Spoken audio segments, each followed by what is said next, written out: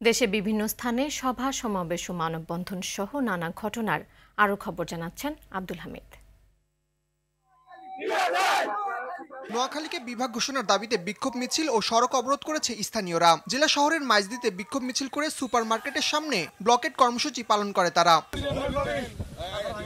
কুড়িগ্রামের দুধকুমার নদীর দুপারে ভাঙন রোধে মানববন্ধন কর্মসূচি পালন করেছে এলাকাবাসী। নাগেশ্বর উপজেলার চর টেপাকুটি গ্রামের নদী তীরে এই মানববন্ধন কর্মসূচি অনুষ্ঠিত হয়।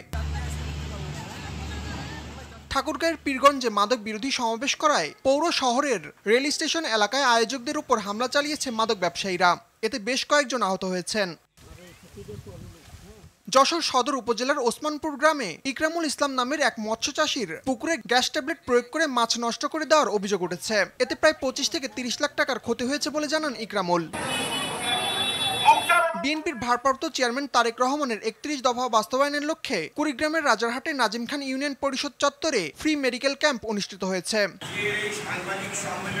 ঝিনাইদহ মুক্তিযোদ্ধা সংসদ কমিটির অনুমোদনে অনিয়মের অভিযোগ তুলেছেন জেলার মুক্তিযোদ্ধারা। সকালে জেলা আইনজীবী সমিতি ভবনে এক সংবাদ সম্মেলনে এ অভিযোগ করেন তারা। টানা 6 দিনের ছুটি শেষে বেনাপোল বন্দর দিয়ে শুরু হয়েছে ভারত বাংলাদেশের মধ্যে আমদানি রপ্তানি সহ পণ্য খালাস প্রক্রিয়া।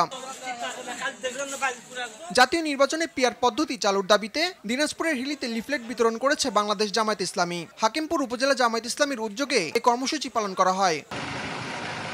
এদিকে হিলি স্থল বন্দর দিয়েও ভারত বাংলাদেশের মধ্যে আমদানি রপ্তানি কার্যক্রম শুরু হয়েছে। ক্রিয়াশক্তি ক্রিয়াই বল, মাদক ছেড়ে খেলতে চল, এই প্রতিপাদ্যকে সামনে রেখে জেলার বিরামপুরে আদিবাসী 16তম ফুটবল টুর্নামেন্টের উদ্বোধন করা হয়েছে। ঠাকুরগাঁয়ের হাজিপাড়ায় বাংলাদেশ জামায়াত ইসলামীর উদ্যোগে নির্বাচনকে সামনে রেখে উঠান বৈঠক অনুষ্ঠিত হয়েছে। নোয়াখালীর সেনবাগে পৃথক 2 স্থানে জামায়াত ইসলামীর নির্বাচনী কর্মী সভা অনুষ্ঠিত হয়েছে। উপজেলার এয়ারপোর্ট বটতলা ও হাজিরহাট বাজারে এ সভা অনুষ্ঠিত হয়।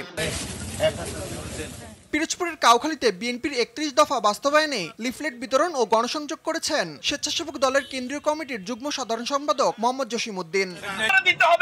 এদিকে একই উপজেলার কালীগঙ্গা নদী থেকে অবৈধভাবে বালু উত্তোলনের প্রতিবাদে মানববন্ধন কর্মসূচি পালন করেছে শয়না গ্রামের নদী তীরবর্তী শতাধিক পরিবার।